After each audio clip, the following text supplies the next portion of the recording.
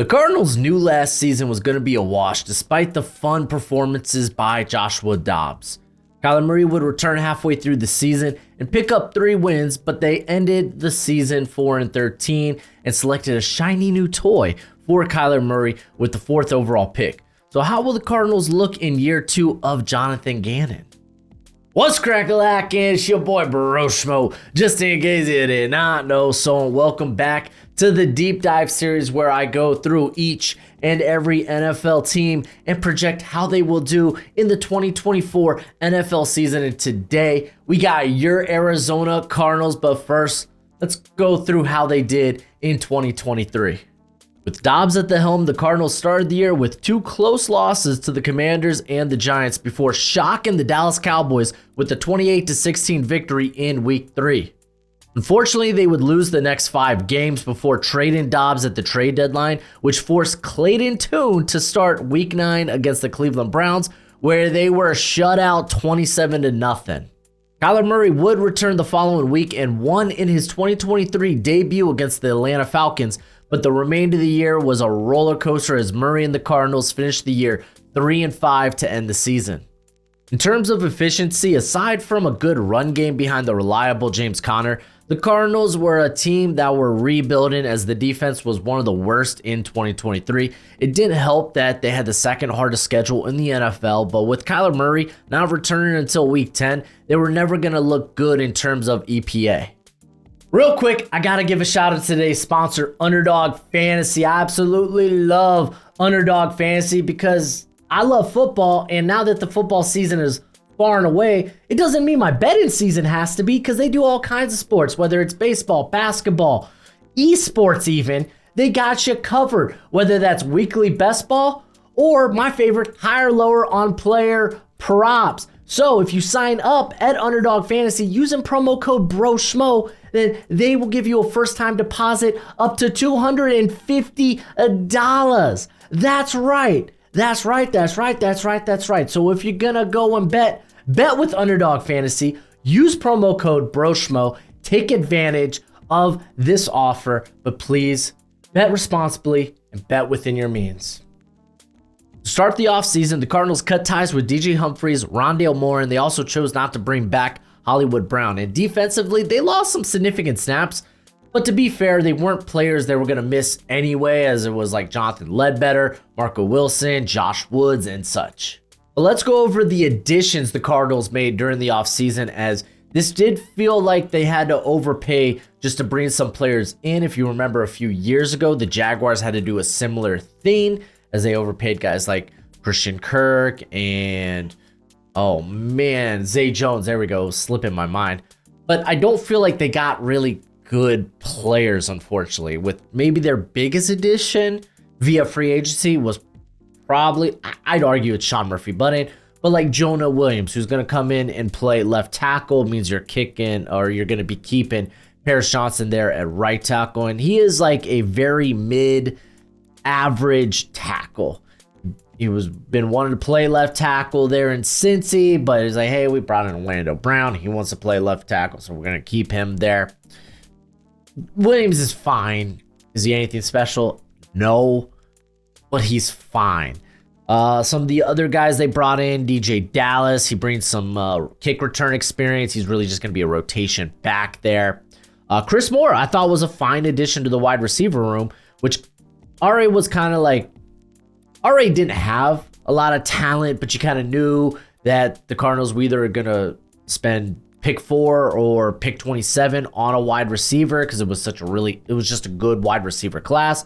They end up giving Marvin Harrison Jr., which we'll talk about in a little bit when we get to their draft picks. But Chris Moore was a good addition here to that wide receiver group that just lost or just traded Rondale Moore and let Hollywood Brown walk. So Chris Moore, good addition. I like that. And this is where things kind of fall off the rails for me, as they went out and they got talent along the defensive interior. They grabbed Justin Jones, gave him a 3-year deal, $30 million. I think his first 2 years are guaranteed on that contract. And I don't love him. This is a guy that lost snaps during the second half of the year for the Bears. Big part because of his inability to play the run. So I didn't really like that. I don't know if Bilal Nichols is next up here. He's not. So I'll just talk about him now. But Nichols, they gave him, I think it was 3 years, 20 million, and he's not much better than Justin Jones. But it's another guy. He gives you versatility. He's okay against the run. He's okay against the pass. But it's like, I don't love that you just gave up 50 million to add essentially guys that are no more than depth players in the league. And these are guys you're going to count on for significant snaps there on the interior. I just didn't love that. They do end up getting Mac Wilson. I'm curious if he's going to start. The thing is just he hasn't had a lot of playing time. A lot of that, it's been injury with him. But last year, he did have a small sample size and actually played kind of well. And to be fair, when we get to the defense, there's not a lot of depth at that linebacker position for the Cardinals. Let's keep, okay, here's Bilal Nichols. Keep rolling. Sean Murphy-Bunting. This is who I think that was probably their best free agent signing. And it's a 3-year deal. You needed to get better at corner. Like their starters last year were the likes of stinking Marco Wilson, who got released, I think, like the final week of the season, got waived by the squad. Yeah, literally, final week of the season, he was waived. Antonio Hamilton, who is a fine depth player, but as a starter, you don't love that. They did get Garrett Williams back as he was coming off of injury after he was drafted. And he looked good in portions, but he's probably going to be your slot. And you can make a good case that Keitrell Clark could also maybe be outside slot. So those are two guys that are going to be in the running here, but you need to add some proven players. And like Sean Murphy-Bunting is a proven player when healthy. They bring back Chris Barnes, which started 6 games for him last year. And he's going to contend for the starting spot next to Kazir White. Again, with Mac Wilson probably also competing for that. Again, most of these teams, they're in sub packages about 75% of the time. So typically that means like only 2 linebackers are going to be on the field for a bevy of those snaps. And it's just the depth right now. Not even just for the linebacker position for the Cardinals, but like in general, this is a team, especially defensively, that's very much still in a rebuild. But let's look at what they did in the draft. As with the 4th overall pick, they take Marvin Harrison Jr. as many projected for the longest time, which is great. This is a great addition to that wide receiver room. You get that alpha X wide receiver who's going to be there with Michael Wilson. Got Greg Dortch, Chris Moore. So the wide receiver core, why still it's like, it could be better. This was a massive improvement. They used that 27th pick to get Darius Robinson, who versatile body type, but probably ends up being an edge player for them. I do like that they decided to address that defensive line in general. They get Max Melton early in the 2nd round as they double dip at corner, as they also get Elijah Jones later on in early in the 3rd at like pick 90. So, or I say early, late in the 3rd at pick 90. So it's like, hey, we need to bring in some guys that are going to contend for these quarter spots. Max Melton, he's got inside outside versatility. Elijah Jones gives you a really good body type and a really good athlete at that. They go get Trey Benson. I love that. I'm hoping he's the future at running back for this squad. He gives you something very different than James Conner. So early on, he should be very utilized.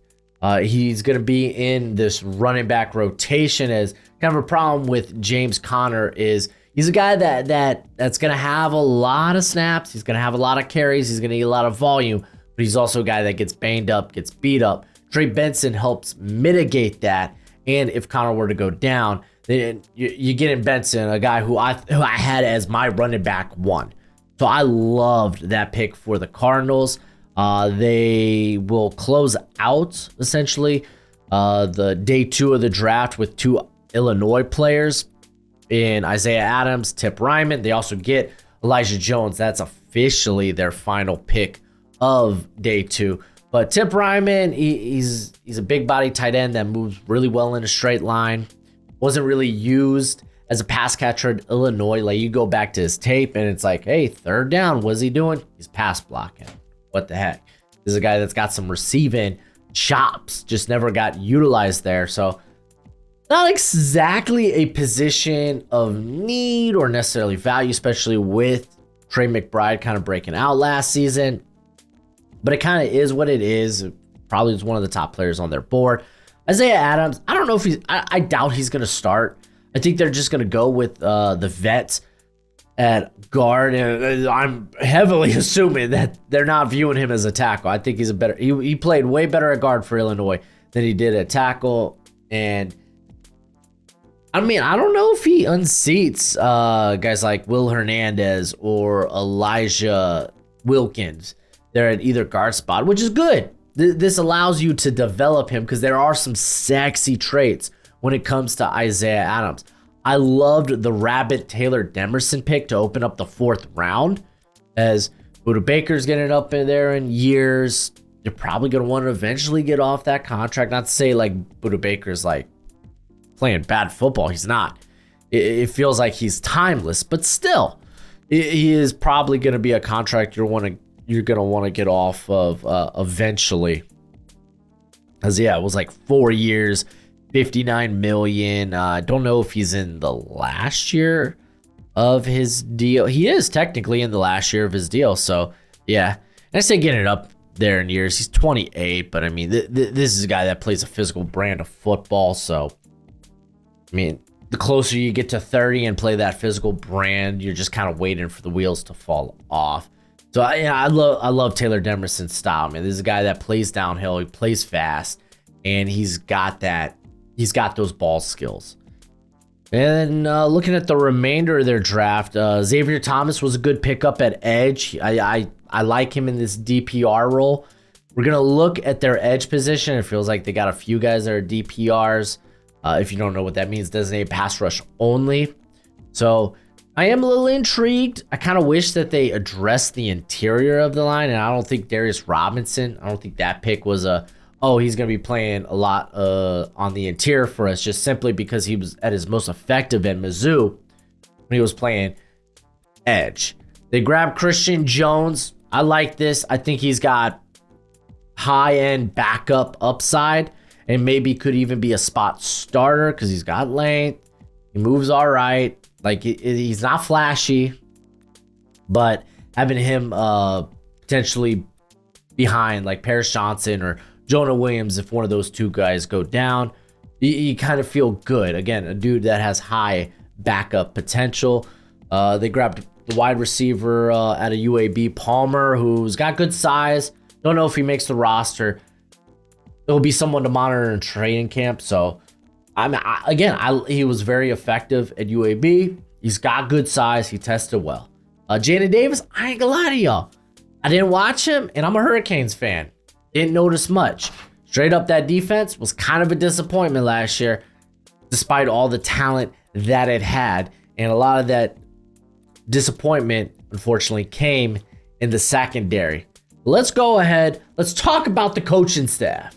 We're now headed into year 2 of the Jonathan Gannon era, and he did say this offseason that the defense and even the offense, they're going to be starting everything from scratch, which I think that's a little weird for the offense. We'll get to that in a second, but he was hired in 2023 after being the Eagles defensive coordinator, and it's not surprising that a lot of what we saw there when he was working with Vic Fangio, who was a consultant on the team, translated to what we saw in year 1. It was a guy that was going to play that bend and don't break. It was a guy that wasn't going to blitz a ton. He was going to play a lot of soft zone coverage. That's exactly what we saw last year. So when he says, hey, we're going to be starting everything from scratch, I'm kind of curious to see, because if you're going to look at some of the other influences for Gannon, you could go talk about Matt Eberflus, you could talk about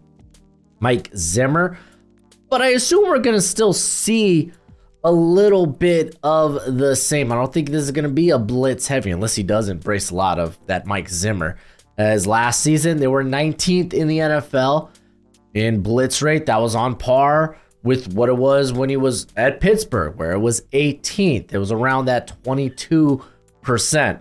Again, bend don't break, soft zone. I don't know. I'm very intrigued to see what he might bring to the table here. When it comes to Nick Rallis as the DC, again, this is Gannon's offense. Rallis was a linebackers coach in Philly under Gannon, so he's still kind of like learning the ropes.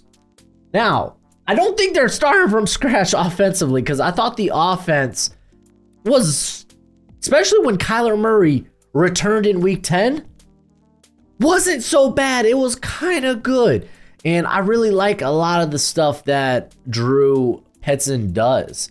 As if you're unfamiliar, he was formerly under Kevin Stefanski as a quarterbacks coach with the Cleveland Browns. He also worked under Kevin Stefanski in Minnesota.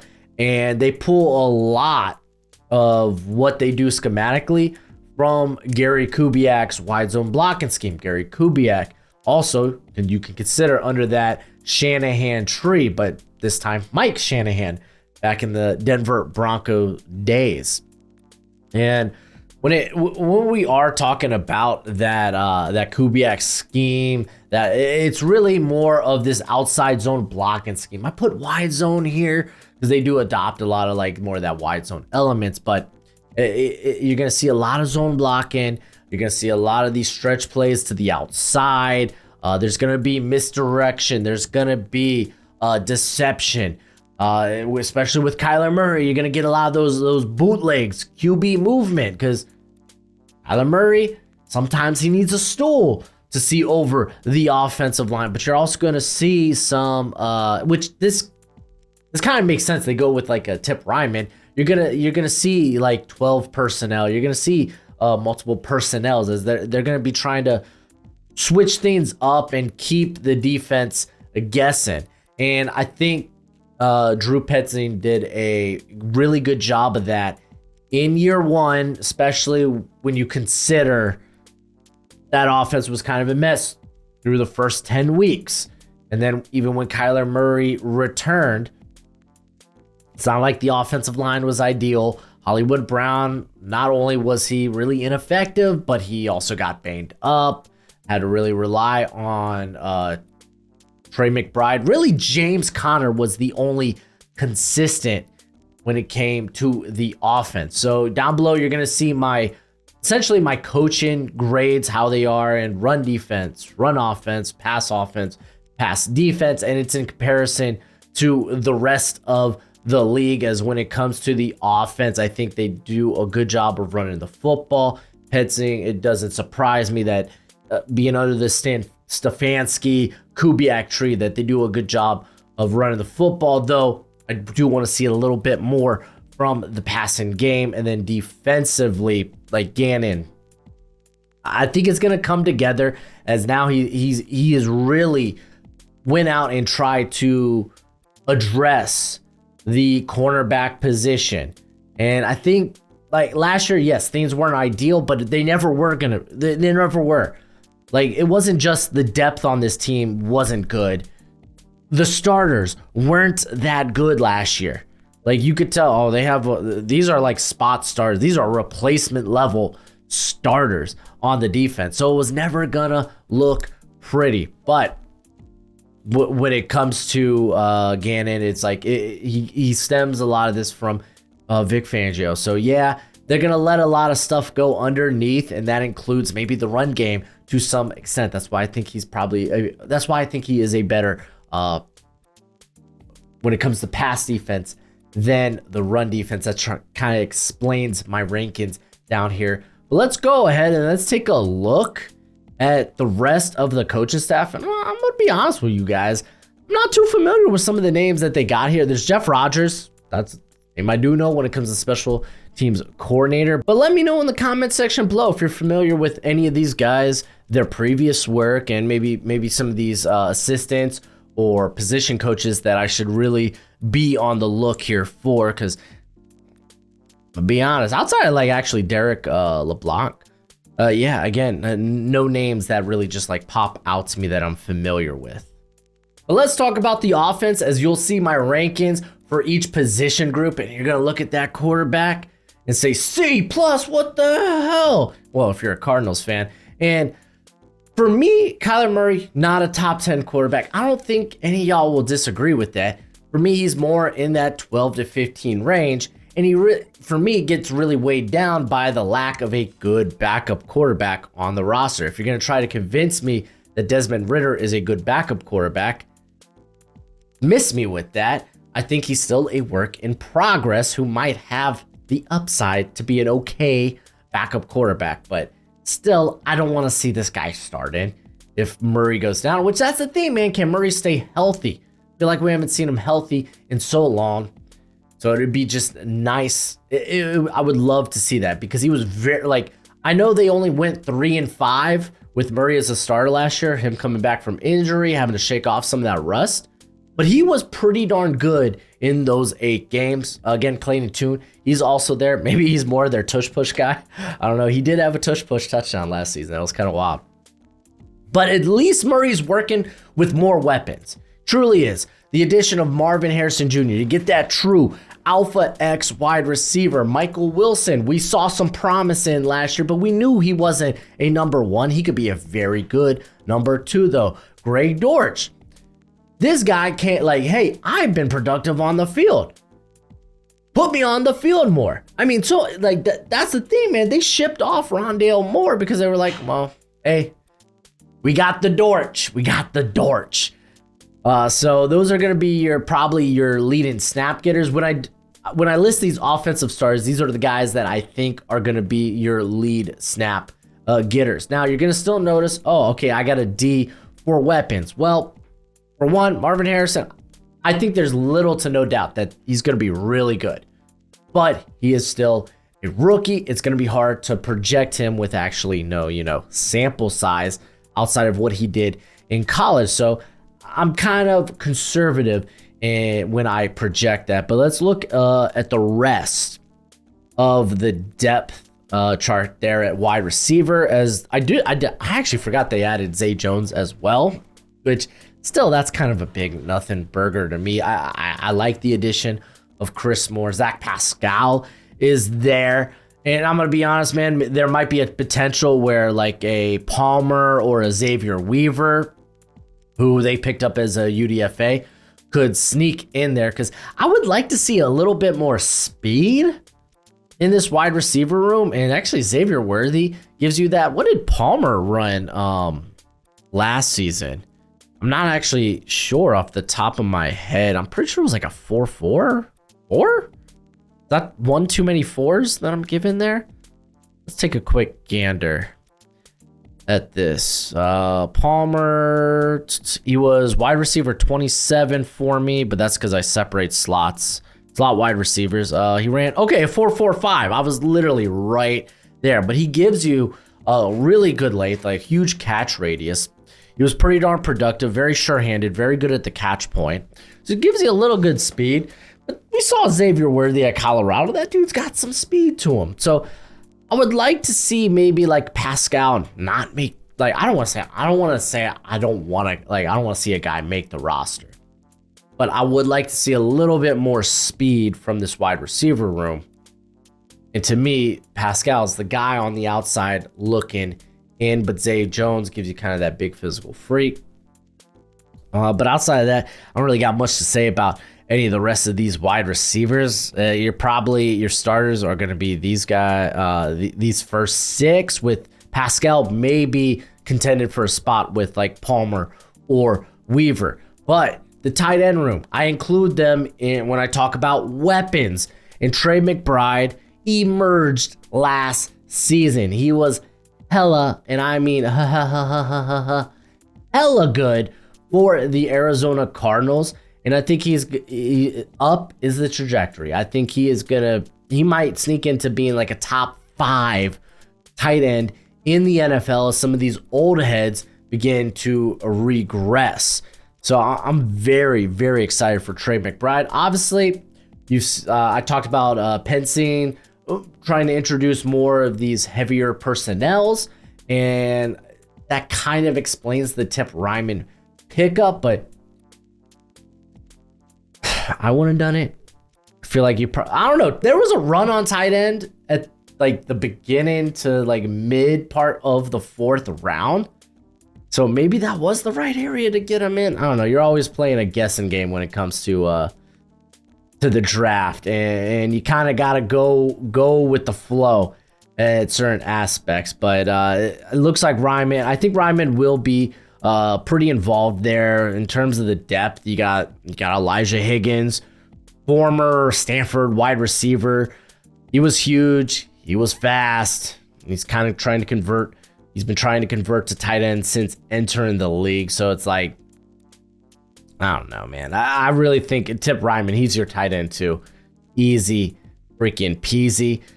Travis Vokelic, is that how you say it? I think he was initially, was he Nebraska or Oregon State? I can't remember off the top of my head.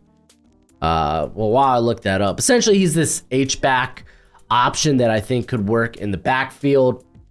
Okay, yeah, Vokelic was from Nebraska.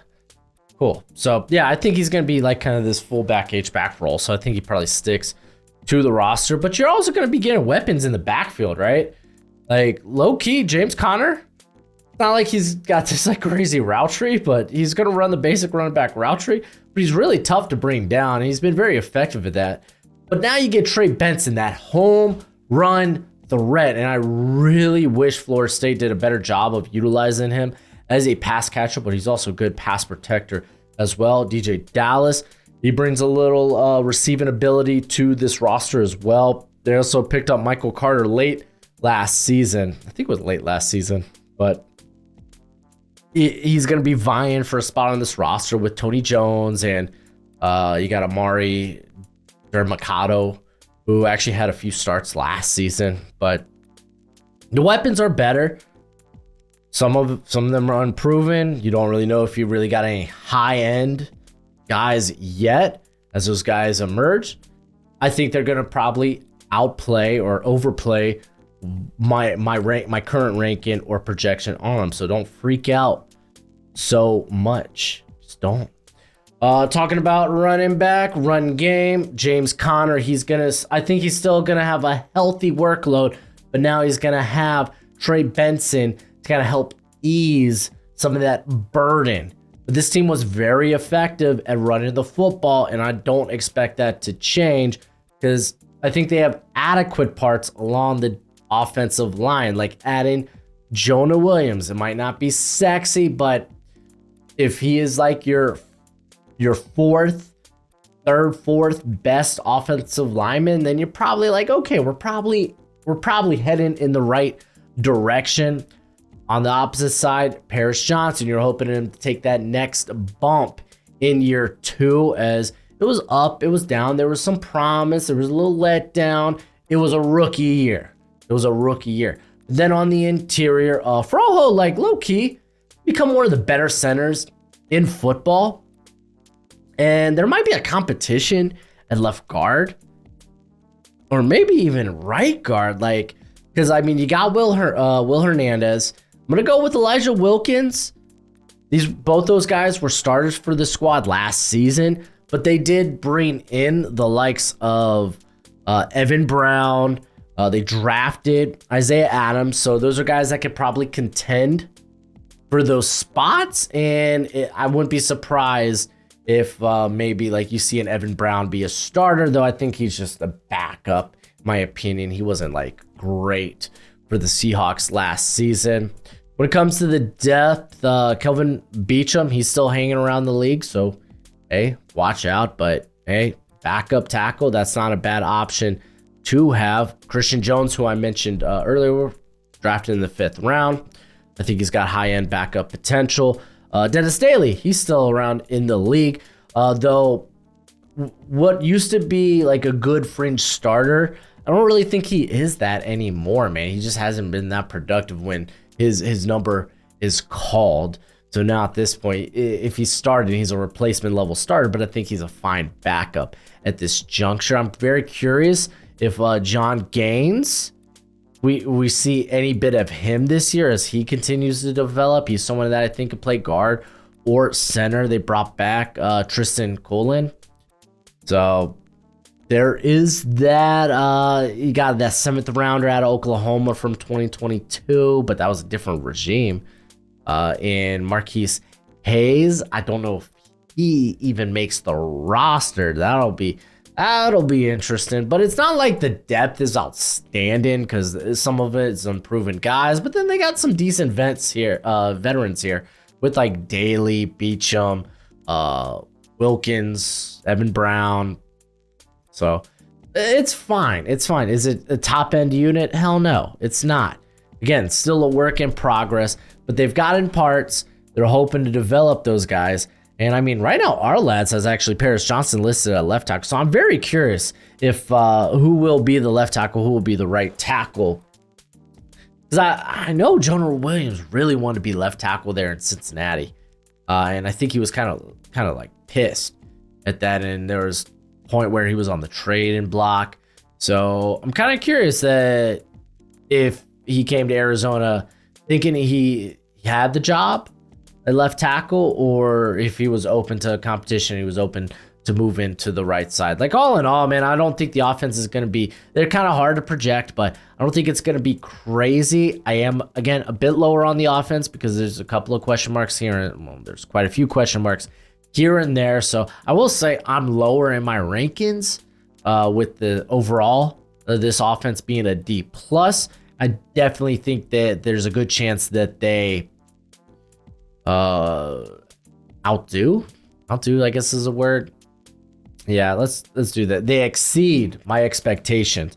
Let's go ahead. Let's move to the defense, because this is a defense in rebuild, and they're still in rebuild. I'm gonna be blunt. I'm gonna be honest.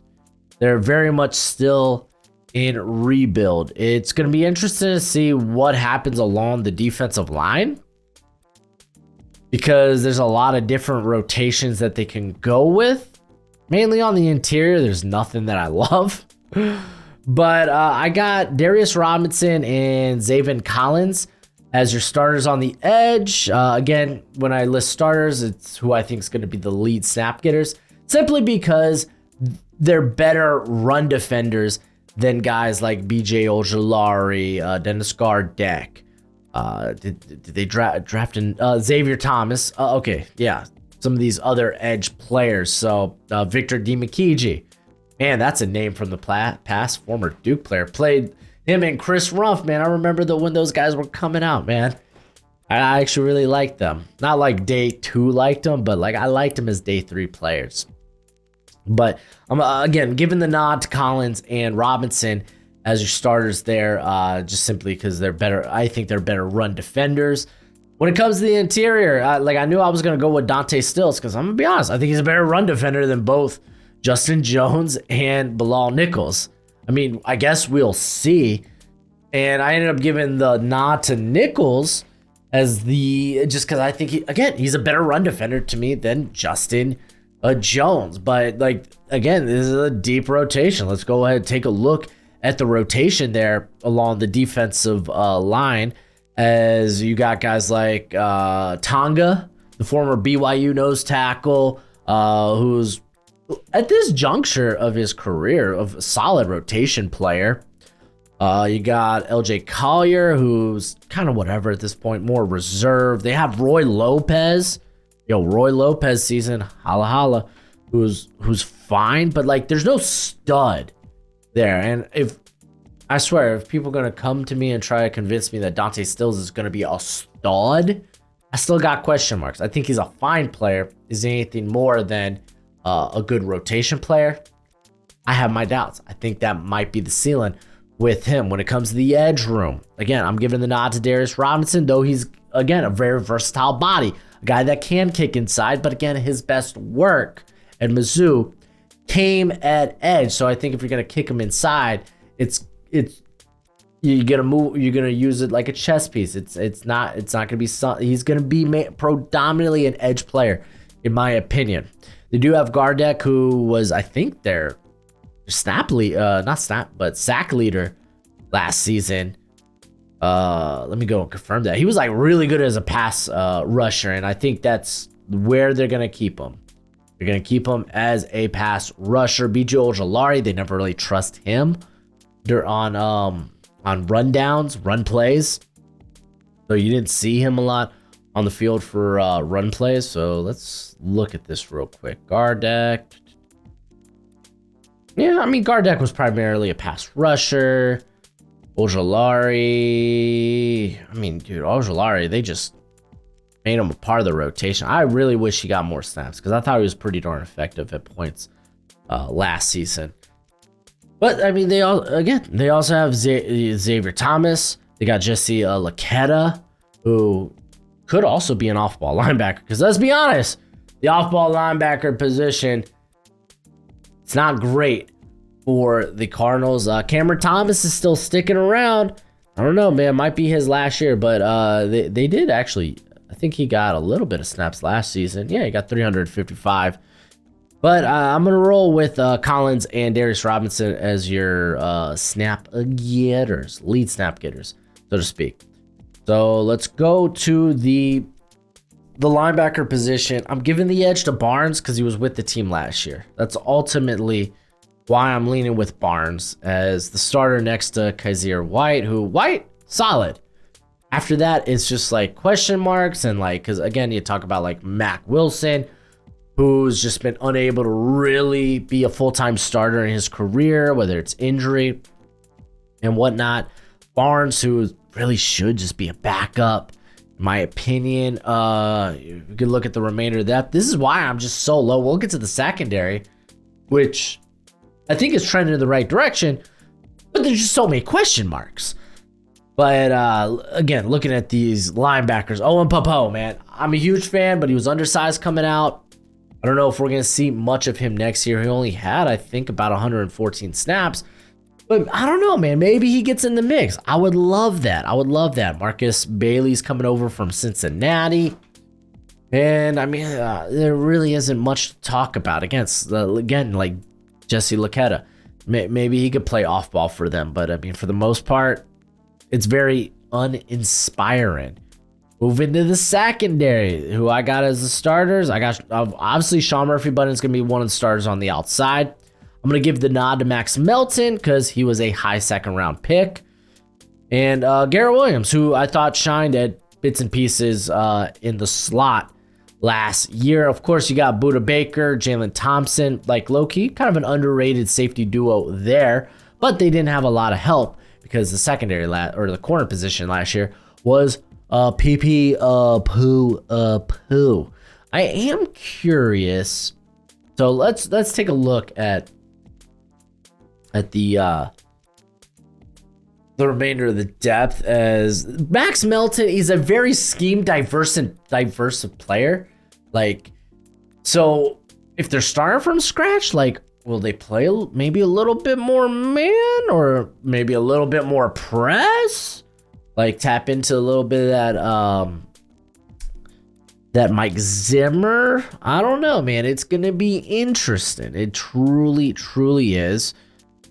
I mean, Melton's also a guy that could kick into the slot. I think Garrett Williams could also honestly play on the outside. Starlin Thomas is still here with this squad, but I profiled him as a slot player coming out of UAB because I mean, I think they have quite a bit of slot corners on this roster. Because if you want to say Max Melton and Garrett Williams, they could play inside and they could play out. That's fine. But then you look at Starlin Thomas. I think he's a slot only. Kentrell Clark. I love Clark. Lacks size. Probably a slot only. They do bring in Michael Ojemudia, former Bronco, former Hawkeye. He's a soft zone guy. He's an off coverage guy. So, like, yeah, I don't know how much they're going to really change coverage wise here. Jaden Davis is someone to watch out for out of Miami. Again, I didn't really get to him, so I am kind of curious. Elijah Jones, love the size. I loved him at the Hula Bowl. He ends up getting a Senior Bowl invite. And he was fine at the Senior Bowl, tested out well. But he played a lot of press there for Halfley at Boston College. So I am a little bit curious. What they're going to do coverage-wise. But, of course, Jalen Thompson, Budda Baker, this is your tried and true guys. Budda Baker, a guy that could come up and play in the box and help play the run. He's also someone that could go in and make plays in coverage, make splash plays. Thompson really emerged after being a supplemental pick in the supplemental draft. But the depth, again, you got a rabbit, Taylor Demison. He's a rookie. He's unproven. Andre, was it Chachere? I don't know how to say the last name, but I think he actually primarily played in the slot. He played a lot of snaps last year for the squad because they had some injuries in the secondary, but nothing special. Like, it wouldn't surprise me if guys like Joey Blunt, who I liked coming out of Virginia once upon a time, and Verone McKinley might challenge. They want to just hold on to 4 safeties, could challenge there. But, like, yeah, Andre is also another guy that could probably play in the slot. I don't know too much about Bobby Price, so I couldn't really tell you about him. But at the end of the day, man, this defense is still in rebuild. They still got a long ways to go. This is why, like, I'm down on every position or responsibility, whether it's run defense, pass rush, coverage. Honestly, their pass rush grade probably should be a little bit better because, like, they got good production out of guys like Buchalari, Gardeck, even Zaven Collins, and now they add Darius Robinson there. But I'm just like, I do these rankings based on like how I feel about the position group in comparison to the rest of the league. So I'm just not high on this squad at the end of the day. I still think they have a ways to go defensively. I think they're going to put the offense in a position where they're having to play from behind and just don't have a lot of confidence in them. So let's go ahead, talk how I think this squad's going to do in 2024. So when it comes to the schedule, I actually think the Cardinals have the 6th easiest schedule in the NFL. I think they have a chance to exceed many people's expectations, mine included. Because when I do my projections, I can't settle on a range because I use this for a draft order at the end of the series. So I have to settle on specifically what's going to be their win total. But let's talk about their potential ceiling. Because again, I think they have a reasonably easy schedule. And I think there's a lot of winnable games here. Currently, I think their ceiling could be 8 wins. Maybe they sneak one past like the Niners. Maybe like, let's just go ahead and say the Niners, they don't need this win.